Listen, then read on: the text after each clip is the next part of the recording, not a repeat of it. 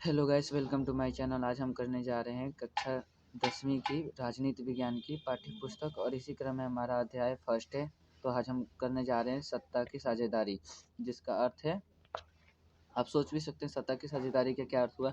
सत्ता यानी कि पावर, ठीक है, और साझेदारी यानी कि मिलजुल कर जो हम काम करें उसे सत्ता की साझेदारी कहा जाता है, ठीक है। तो यानी कि इसका शाब्दिक अर्थ क्या हो जाएगा कि जो मिलजुल कर काम हुआ वही सत्ता की साझेदारी हुआ। तो हम आगे देखते हैं। यहाँ पे दिया गया है बेल्जियम और श्रीलंका। यहाँ पे दो देश हैं। यहाँ पे एक तो यूरोप की बेल्जियम है और ये जो बेल्जियम कंट्री है ये यूरोप की कंट्री है, और ये श्रीलंका साउथ ईस्ट एशिया की कंट्री है। यानी कि हमारे भारत की जो सार्क कंट्री है ना, उनमें से एक है श्रीलंका, जो कि है सार्क में कितने देश हैं? सार्क में 8 देश हैं।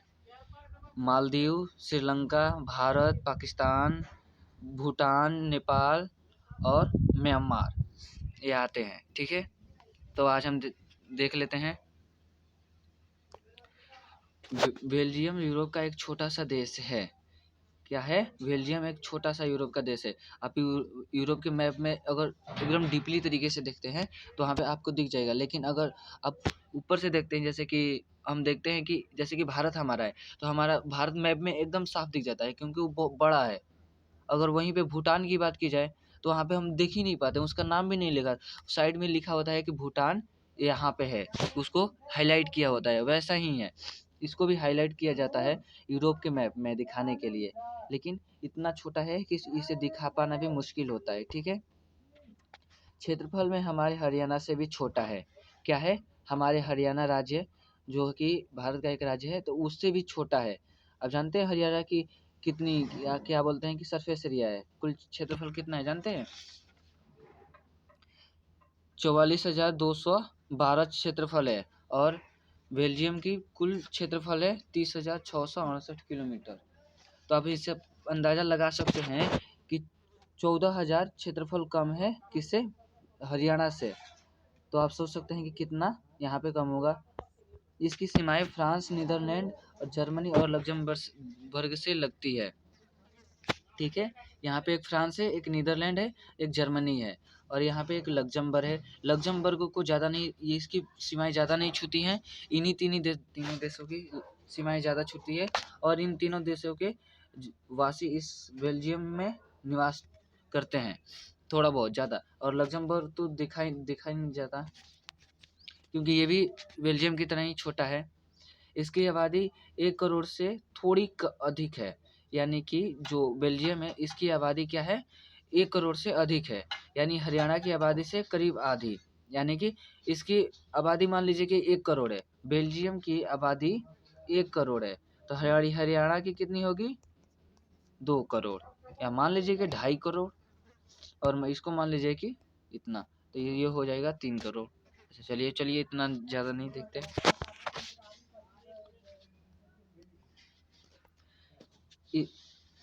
इसे छोटे देश के समाज की जातीय बनावट बहुत जटिल है। मतलब कि यह इतना छोटा है कि इसमें जो लोग रहते हैं उनकी बनावट बहुत अधिक है। मतलब कि ये जैसे कि जटिलता होती है ना, कि एक आदमी पर इतना सरफेस एरिया है, लेकिन यहाँ पे वो नहीं है। यहाँ पे इतनी ज़्यादा लोग रहते हैं और ये छोटा सा देश है कि आप कह नहीं सकते कि यहाँ पे, जैसे कि छोटा ही है और इसकी आबादी भी कम है, लेकिन फिर भी छोटा होने के कारण इसकी जनसंख्या बढ़ जाती है। इसके हिसाब से हमारे भारत के हिसाब से हमारी जनसंख्या अभी ठीक है, लेकिन इसकी जो छोटा है, लेकिन इसमें इसके छोटे के हिसाब से इसकी जनसंख्या जो है काफ़ी ज़्यादा है। इसके सरफेस एरिया के मुकाबले इसकी जनसंख्या ज़्यादा है, इसलिए लिखा है बहुत जटिल बनावट है। देश की कुल आबादी का 95% हिस्सा फ्लेमिश इलाके में रहता है। क्या है कि ये जो है बेल्जियम की जो एक जगह है फ्लेमिश, जो ईस्ट ईस्ट टू साउथ में पड़ता है। तो इसकी जो है क्या बोलते हैं कि जो लोग रहते हैं, ये सबसे ज़्यादा इसी एरिया में रहते हैं, ठीक है। और ज़्यादा आबादी इसी एरिया में है, और ये डच बोलते हैं। डच भाषा इनकी ऑफिशियली भाषा भी यही है, यानी कि इनकी नेशनलिस्ट भाषा, राष्ट्रभाषा यही है, डच है, ठीक है। तो आप ये नोट कर लीजिएगा कि बेल्जियम की कौन सी राष्ट्रभाषा है, तो डच है, ठीक है। एक बार पूछा भी था, लेकिन 9th में पूछा था, इसमें नहीं पूछा था, क्योंकि 9th में एक चैप्टर पढ़ना होता है, ठीक है। शेष 40% लोग वेलोनिया क्षेत्र में रहते हैं और फ्रेंच बोलते हैं, ठीक है। ये क्या है कि ये दूसरे साइड है, क्या ईस्ट और वेस्ट एंड नॉर्थ साइड में ये है, यानी कि ये जो एरिया है वेलेनिया, ये वेस्ट टू नॉर्थ साइड में रहता है बेल्जियम के। तो इसमें जो भाषा बोली जाती है वो फ्रेंच है, यानी कि यहाँ पे देख सकते हैं कि जो फ्रांस है उसके एकदम सटे हुए है होने के कारण क्या होता है कि जो फ्रांस के लोग रहते हैं वो बेल्जियम में आए हैं, और जो बेल्जियम के लोग होंगे वो ऑफ कोर्स वो फ्रांस में गए होंगे। तो इससे क्या होगा, अब दो यहाँ पे दो लोग हो गए, तो यहाँ पे हम आगे पढ़ भी सकते हैं कि यहाँ पे सांप्रदायिक के कारण हम क्या देख सकते हैं, झगड़े हो सकते हैं, विवाद हो सकते हैं, जो कि आगे दिया भी हुआ है। शेष 1% जर्मन लोग बोलते हैं, यानी कि यहाँ पर हम देख चुके हैं यहाँ पर कि इसकी जो सीमा है वो जर्मनी से भी छुटी है। तो यहाँ पे हम देख सकते हैं कि यहाँ पे जर्मन लोग भी होंगे, तो यानी कि यहाँ पे जर्मन लोग ज़्यादा नहीं है, 1% लोग ही हैं जो। अब ये तो हो गया, अब आगे जैसे जैसे समय बीतता गया वैसे वैसे अब आप जानते हैं बेल्जियम की राजधानी कहाँ है, बेल्जियम की राजधानी ब्रुसेल में है। इसके 80% लोग फ्रेंच बोलते हैं। यहाँ पे जो लोग रहते हैं ब्रुसेल में, यानी कि बेल्जियम की राजधानी ब्रुसेल है, इसमें जो लोग रहते हैं वो सबसे ज़्यादा 80 जो ज़्यादातर आबादी है वो क्या बोलती है, फ्रेंच भाषा बोलती है, यानी कि फ्रांस का सबसे ज़्यादा लोग यहाँ पे आके मतलब कि निवास करते हैं, यानी कि डच भाषी लोग दूसरे साइड में निवास करते हैं। आप देख भी सकते हैं यहाँ पे मैप दिया है कि ये क्या है, एकदम छोटा सा देश है। देखिए ये तो है बेल्जियम, लेकिन ये है बीच में क्या है, ये जो है आप देख रहे हैं ये है, इसे कलर कर देता हूँ मैं, आप देख रहे हैं कि ये है ब्रुसेल जो बेल्जियम की राजधानी है। तो इतना छोटा है, तो इसमें सबसे ज़्यादा लोग रहते हैं, फ्रेंच भाषी लोग रहते हैं, और सबसे ज़्यादा वो फ्रेंच ही बोलते होंगे। जब फ्रेंच भाषी लोग रहते हैं तो वहाँ पर ऑफकोर्स फ्रेंच भाषी ही बोले जाते होंगे, फ्रेंच ही बोला जाता होगा। अब हम आगे देखते हैं, और यहाँ पे अल्पसंख्यक फ्रेंच भाषी लोग तुलनात्मक रूप से ज़्यादा समृद्ध और ताकतवर रहे हैं। अगर ज़्यादा मतलब कि ज़्यादा कम लोग रहते हैं और वहाँ की आर्थिक स्थिति काफ़ी अच्छी होती है तो वो ज़्यादा ही ताकतवर होंगे, और जो ज़्यादा लोग रहते हैं उनकी आर्थिक स्थिति कम है तो वो ज़्यादा पढ़े लिखे भी नहीं होंगे और कमज़ोर भी होंगे। बहुत बाद में जाकर आर्थिक विकास और शिक्षा का लाभ पाने वाले डच भाषी लोगों को स्थिति से नाराज़गी थी, यानी कि बाद में जो फ्रेंच भाषी लोग थे उनको देखते देखते डच लोग क्या किए, अपने को अपनी आर्थिक स्थिति से समय के आधार पर ढालते गए, और वो क्या हुए कि अब थोड़ी उनके पास भी आर्थिक स्थिति सही हो गई और उनके पास भी ज्ञान और बुद्धि हो गई, ठीक है। तो फिर भी वो खुश नहीं थे, क्योंकि वो अब फ्रेंच भाषी लोगों के बाद में सीखे हैं। और यहाँ पे हम देख भी सकते हैं कि फ्रेंच भाषी लोग और खुश नहीं होंगे, क्योंकि अब वो सोच रहे होंगे कि हमारा अब शासन नहीं चलेगा इन पर, किस पे, डच भाषी लोगों पर, ठीक है। तो यहाँ पे हम देख सकते हैं अब यहाँ पे क्या होगा, अब किसी का किसी पे शासन नहीं चलेगा, सभी क्या रहेंगे, 100 में 100 रहेंगे, 100 में 100 रहेंगे, तो ये लड़ेंगे आपस में, यानी कि सांप्रदायिकता क्या होगा, विरुद्ध होगा। तो यहाँ पे देख भी सकते हैं 1950 से लेकर 1960 के दशक में फ्रेंच और डच बोलने वाले समूहों के बीच तनाव बढ़ने लगा, यानी कि गृह युद्ध कभी थोड़ा बहुत छिड़ा है 1950 में और 1956 में, इनके इतने के बीच में। ये तो मतलब कि जैसे कि देख लीजिए यहाँ पे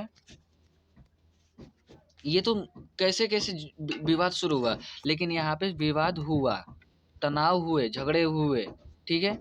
इन दोनों समुदायों के टकराव का सबसे तीखा रूप ब्रुसेल में देखा गया, क्योंकि वहाँ बेल्जियम की राजधानी ब्रुसेल है और वहीं पे सारी ऑफिशियली काम हो रही होंगी, तो ऑफ कोर्स वहीं पे सबसे ज़्यादा क्या होगा, तनाव की स्थिति होगी, क्योंकि वहाँ पे सबसे ज़्यादा फ्रेंच भाषी लोग रहते हैं और उनका विरोध करने कौन गए होंगे, डच भाषी लोग। ठीक है,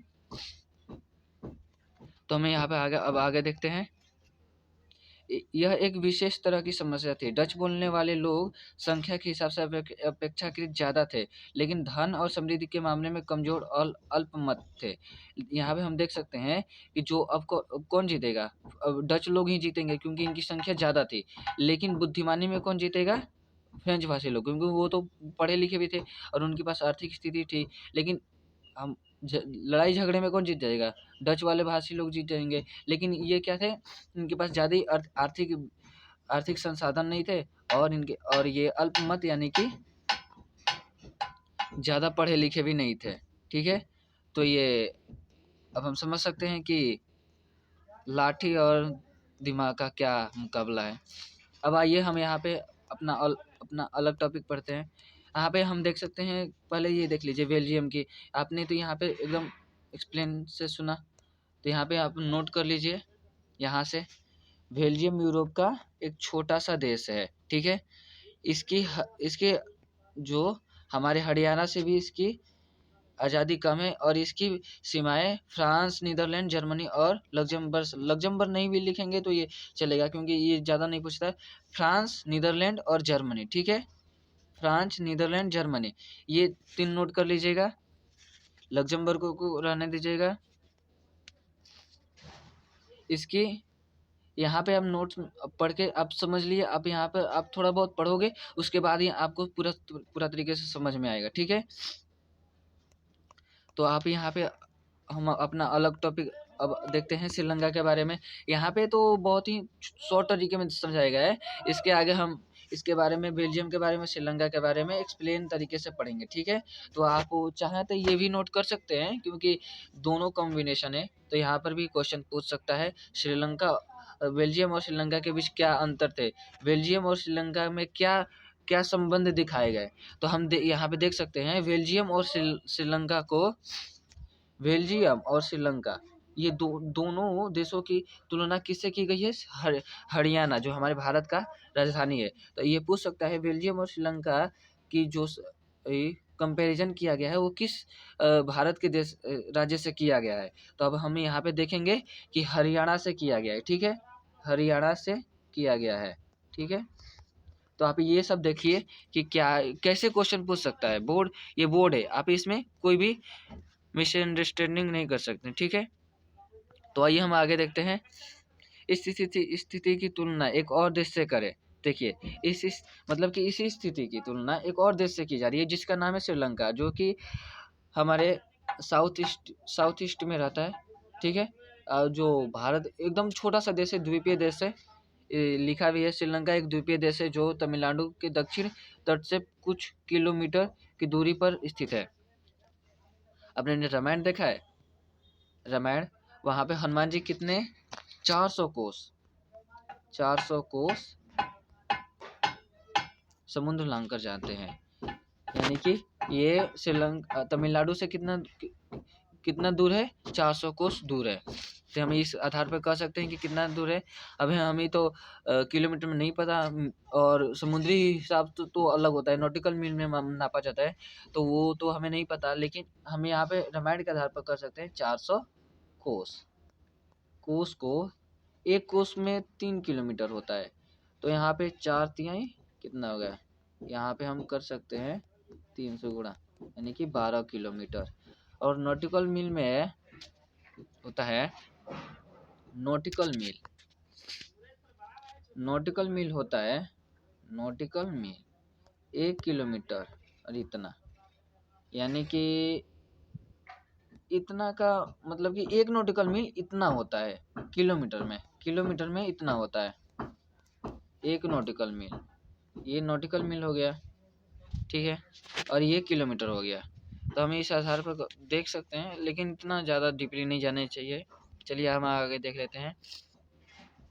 इसकी आबादी करीब 2 करोड़ है, यानी कि यहाँ पे 2 करोड़ लिखा है, यानी कि हरियाणा के एकदम बराबर है। हरियाणा की कितनी है, 2 करोड़ है। हमने पहले भी देखा कि मैंने बताया कि हरियाणा की कितनी हो सकती है, 2 करोड़, यानी कि अब ये हरियाणा के बराबर है, यानी कि बेल्जियम से 1 करोड़ ज़्यादा है।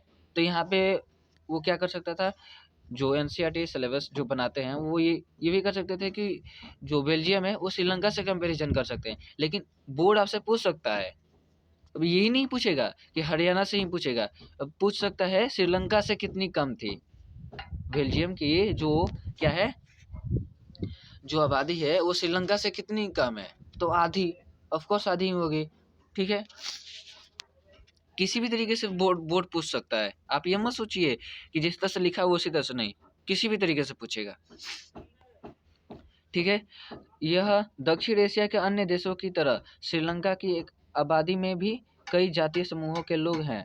देखिए, दक्षिण एशिया का यह देश, इसमें भी दक्षिण एशिया में मैंने बताया था सार्क एक संगठन है जिसमें जिसमें भारत, पाकिस्तान, श्रीलंका, भूटान, म्यांमार, मालदीव और नेपाल और एक कौन सा देश है, ये सारे आते हैं, मतलब कि 8 देश हैं। ठीक है, कितने हो गए थे, 8 ही होंगे। ठीक है, तो 8 देश आते हैं, तो इन्हीं में से एक है श्रीलंका। इसमें दो मुख्य तौर पर क्या है, समुदाय हैं। एक तो सिन्हली समुदाय है, सिन्हली समुदाय, और दूसरा है हमारे भारत से गए हुए तमिल लोग। इन्हीं दोनों की क्या है, आबादी ज़्यादा है। ठीक है, तो इनमें सांप्रदायिकता को लेकर विवाद भी हुआ है। ठीक है, इनमें देखिए जो तमिल लोग हैं, जो सिन्हली लोग हैं, वो क्या करते हैं, तमिल लोगों को अपने राजनीतिक मामलों में हस्तक्षेप नहीं करने देते, यानी कि अपने पार्टी में आने नहीं देते थे। इसके कारण क्या हुआ, शायद 1978 के दशक में भारत ने इस पर कदम उठाए थे। ठीक है, तो आप आगे पढ़ोगे, 12th क्लास की जो राजनीतिक विज्ञान की पाठ्य पुस्तक है उसमें लिखा है, तो आप उसमें डिटेल में पढ़ोगे। अभी तो इतना ही देख लीजिए। सबसे प्रमुख सामाजिक समुदाय क्या है, सिन्हली का है, जिनकी आबादी कुल जनसंख्या की 74% है, यानी कि क्या है, 1/3 से भी ज़्यादा इसकी क्या है, आबादी है श्रीलंका में। जो सिन्हली समुदाय है वो क्या है, मान लीजिए कि 75% है, और बाकी 25% क्या होगा, तमिल होंगे, और 75% सिन्हली समुदाय। सिन्हली अब तो श्रीलंका बोला जाता है, लेकिन यहाँ पे एक समुदाय है, लेकिन इसी के आधार पर श्रीलंका नहीं रखा गया होगा, तो कारण कुछ और होगा, ये मत सोचिएगा। फिर तमिलों का नंबर आता है, जिनकी आबादी कुल जनसंख्या में 18% है।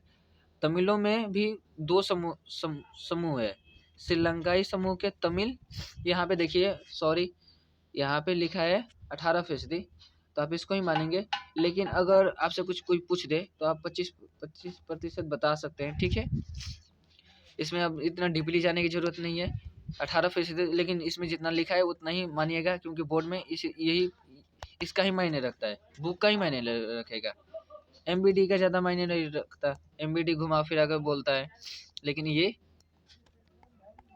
एकदम सही बोलता है, इसी का बात माना जाएगा। ठीक है, और हिंदुस्तानी तमिलों को जो औपनिवेशिक शासन काल में बगानों में काम करने के लिए भारत से लाए गए लोगों की संतान है। देखिए, यहाँ पे क्या है, जो तमिल लोग हैं वो अपनी इच्छा से नहीं गए थे। देखिए, जो 1947 से पहले हमारे देश पे किसका शासन था, भारत पे किसका शासन था, औपनिवेशिक, यानी कि हमारे देश औपनिवेशिक शासन था, जो कि ब्रिटेन शासन करता था और यूरोप के देश शासन करते थे। तो उस समय क्या करते थे अंग्रेज, कि एक भारत के लोगों को दूसरी जगह ले जाकर काम करवाते थे। तो देखिए, यहाँ से भारत से लेके गए हैं कहाँ, भारत से लेके गए, इंडिया से लेके गए हैं श्रीलंका, ठीक है, लोगों को एक्सपोर्ट किए हैं। ठीक है, तो वही लोग क्या हुआ कि जब 1948 में क्या हुआ है कि श्रीलंका आज़ाद हुआ है, हमारा देश तो पहले ही आज़ाद हुआ है, लेकिन हमारी आज़ादी से पहले लेके गए थे। हिम्मत है कोई आज़ादी के बाद हमारे देश से कोई किसी को ले जा सके बिना सरकार से पूछे, सरकार भी नहीं बोलेगी कि हमारे भारत के वासी यहाँ से वहाँ जाएंगे काम करने के लिए। अगर वासी खुद जाना चाहता है, सिटीजन खुद जाना चाहता है तो वो जाएगा, उसकी इच्छा है, वो स्वतंत्र है। आर्टिकल 19 भी हमारा यही कहता है, ठीक है। तो वो गए हुए हैं, तो उन्हीं के संतान क्या है, देखिए जब मान लीजिए कि पापा है तो इनकी संतान भी होगी, बेटा है तो फिर उनके भी बेटे होंगे, तो इस तरह से समुदाय बढ़ता गया, तो इनकी तो क्या होगी, ये तो तमिल ही कहलाएंगे। और तो इसी तरह से वो निवास कर रहे हैं अभी भी, क्या है, श्रीलंका में, ठीक है। मौजूदा श्रीलंका के नक्शे पर गौर करें तो पाएंगे कि तमिल मुख्य रूप से उत्तर और पूर्वी प्रांतों में आबादी इसकी आबादी रहती है, जो इधर इधर ही साइड में रहती हैं। ज़्यादा पीछे तो वेस्ट में तो सिन्हेली समुदाय रहते हैं, लेकिन इधर के साइड जो है, जब भारत से गए तो इधर के जब नक्शे देखोगे तो ठीक इधर ही है, तमिल के साइड ही है, ठीक है। अधिकतर सिन्हेली भाषी लोग बौद्ध हैं, जो सिन्हेली समुदाय हैं वो बौद्ध धर्म को मानते हैं। जैसे कि हम हिंदू हैं तो हम क्या मानते हैं, हिंदू धर्म मानते हैं, लेकिन वहाँ पे बौद्ध धर्म है। सिन्हेली समुदाय, जैसे कि हम हिंदू हैं तो हम किसी भी धर्म को मान सकते हैं, हम उस या मानने की जरूरत नहीं, अध्ययन कर सकते हैं कि हाँ हम ये कर सकते हैं, ठीक है। जबकि तमिल भाषी लोगों में कुछ हिंदू हैं और कुछ मुसलमान हैं। जो तमिल भाषी लोग हैं उनमें कुछ हिंदू हैं और कुछ मुसलमान हैं। जब यहाँ से लेके गए होंगे तो थोड़ी ना हिंदू मुस्लिम देखे होंगे, सबको एक में मिला के लेके होंगे। ठूसो, जितना ले चलना है उनको तो बस ले जाना था, काम करवाना था, थोड़ी ना वो देख रहे हैं कि कौन है। बस मुसलमान भी क्या बोलते थे, तमिल लोग जो थे मुसलमान, ये भी और हिंदू, ये दोनों ही तमिल बोलते थे और तमिल के एरिया में रहते थे, इसलिए ये तमिल कहलाई। वहाँ की जो राशन कार्ड होगा, आधार कार्ड होगा, सब तिथि बनवाए होंगे। तो वहाँ पे श्रीलंका की आबादी में ईसाई लोगों का हिस्सा 7% है। जो ईसाई धर्म के लोग हैं, जो हरियाणा पंजाब में रहते हैं, इनकी आबादी क्या है, 7% है, ठीक है। सिन्हेली और तमिल दोनों भाषाएं बोलते हैं। जो ईसाई धर्म के लोग हैं ये दोनों भाषाएं बोलते हैं, ठीक है, सिन्हेली, ठीक है। और अब आगे हमारा दूसरा टॉपिक है श्रीलंका में बहुसंख्यकवाद, तो ठीक है। तो हम आगे नेक्स्ट टॉपिक में देखेंगे श्रीलंका में बहुसंख्यकवाद। जैसे कि इसमें लिखा है श्रीलंका में बहु मतलब कि जितने भी वहाँ पे संख्या के ज़्यादा से ज़्यादा संख्या वाले लोग हैं, वो क्या बोलते हैं कि उनमें किस प्रकार का संघर्ष और क्या वाद विवाद हुआ है, इसके बारे में हम आगे अगले वीडियो में डिटेल से पढ़ेंगे, ठीक है। Take care, thank for watching video.